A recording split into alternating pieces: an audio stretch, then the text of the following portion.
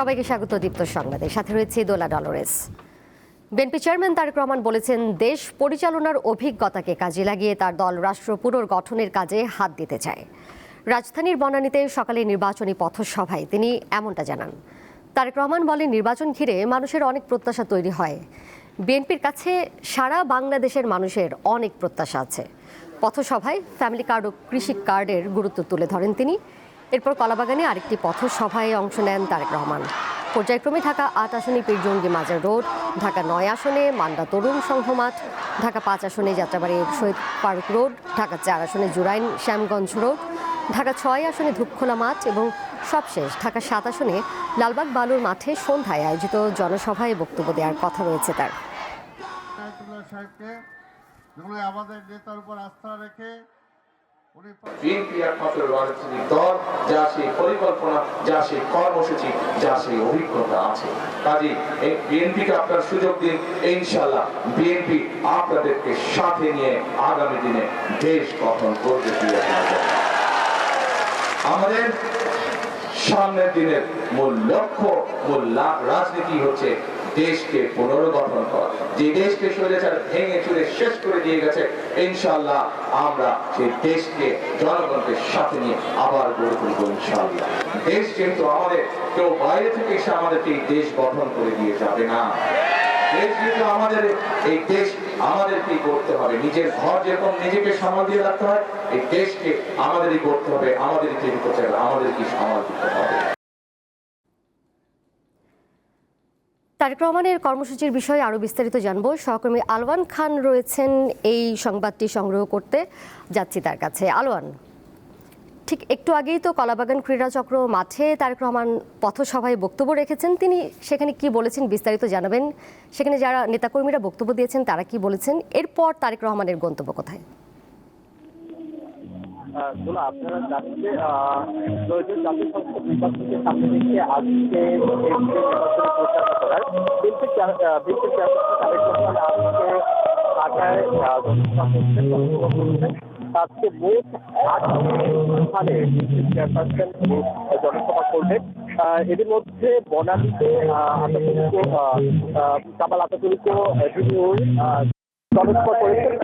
তিনি এখানে কলাবাগান থানায় এসেছেন। কলাবাগান ১০ নম্বর আসলে তিনি বক্তব্য দিয়েছেন। বক্তব্য দেওয়ার পরে তিনি বক্তব্যে বেশ কিছু বিষয় তিনি উল্লেখ করেছেন। তার মধ্যে হচ্ছে প্রবাসীদেরকে উনি প্রবাসী কার্ড দেওয়ার কথা উল্লেখ করেছেন, যেন তারা স্বাচ্ছন্দ্যে দেশে ফিরতে পারে। পাশাপাশি দেশ পুনর্গঠন করার জন্য বিএনপির যে অভিজ্ঞতা আছে, পূর্বের যে অভিজ্ঞতা, সেই অভিজ্ঞতা কাজে লাগিয়ে উনি দেশ পুনর্গঠনে কাজ করবে।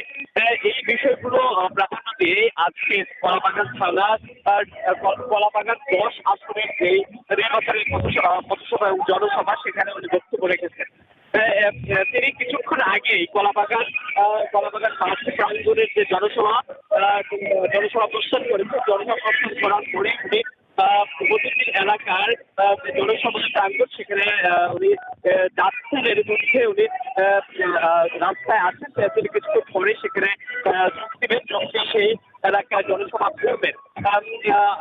তারপর আরো কিছু জনসভা আছে, আরো 5 জনসভায় তিনি অংশগ্রহণ করবেন। তারপর যাবেন মান্ডাতে ঢাকা ৬ আসনে তিনি জনসভা সেই স্থানে জনসভা করবেন। তারপর তিনি যাত্রাবাড়ির যে জনসভা, সেখানে অংশগ্রহণ করবেন।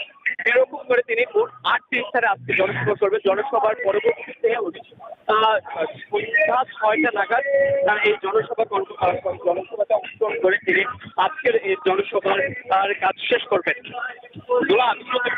তাহলে দেখা যাবে যে জনসভায় অংশগ্রহণ করে নির্বাচনী পরিকল্পনা জানিয়েছেন এই অঞ্চলের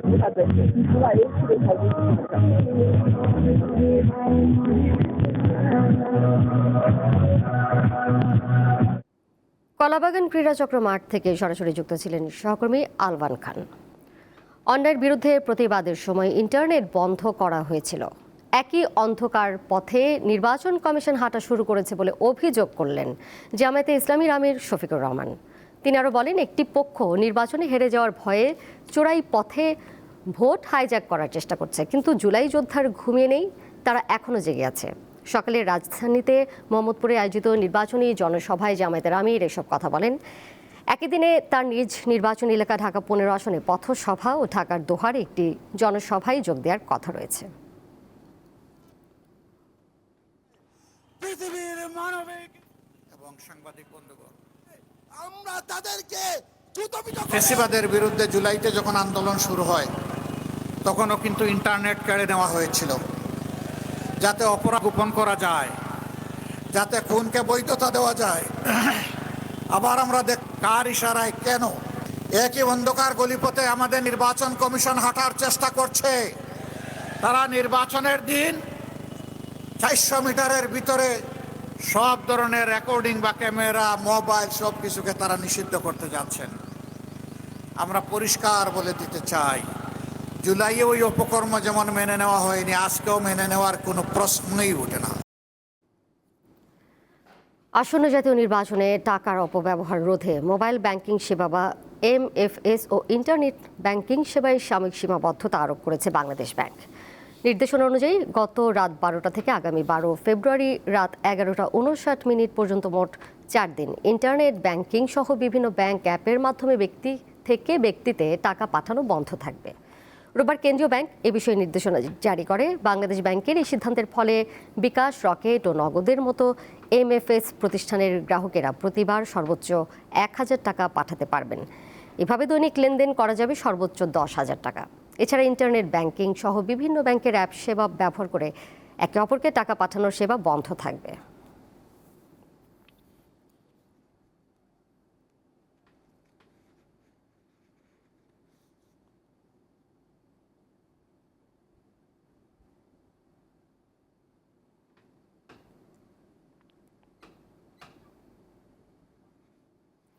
নির্বাচনী প্রচারণা শেষ হচ্ছে আগামীকাল সকাল 4:30টায়। তার আগে শেষ মুহূর্তে ব্যস্ত সময় পার করছেন প্রার্থীরা। ঢাকা 4 আসনে নির্বাচনী প্রচারের খবর জানাতে যুক্ত রয়েছেন সহকর্মী নূর আলম। কথা বলবো তার সাথে। নূর, অত্যন্ত জনবহুল এই এলাকাটি ঘিরে প্রতিদ্বন্দ্বী প্রার্থীরা কি ধরনের আশ্বাস দিচ্ছেন, ভোটাররা কি বলছেন, তাদের প্রতিক্রিয়া কি?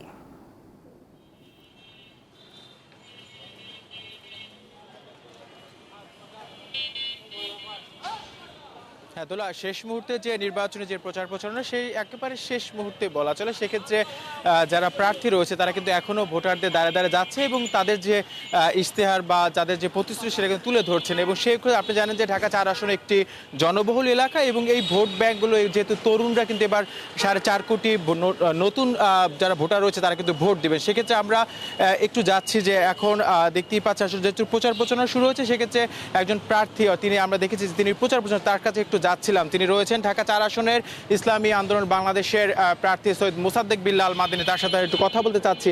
নির্বাচনের যে প্রচারণা সেটা একবারে শেষ পর্যায়ে, সেক্ষেত্রে এখন পর্যন্ত ভোটের যেই আমেজ সেটা কিন্তু শুরু হয়েছে। আপনারা প্রার্থী ভোটারদের কাছে যাচ্ছেন, কি কি প্রতিশ্রুতি দিচ্ছেন এবং ভোটের পরিবেশ কেমন দেখছেন? ধন্যবাদ আমাদের দীপকে।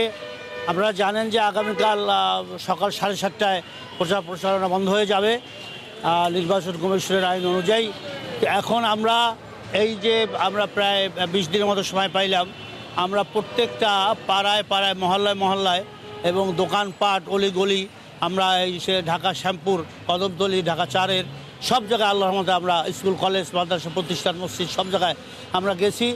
আপনারা জানেন যে এখানে 2018তেও আমি এখানে নির্বাচন করেছি সাতপাখানিয়া।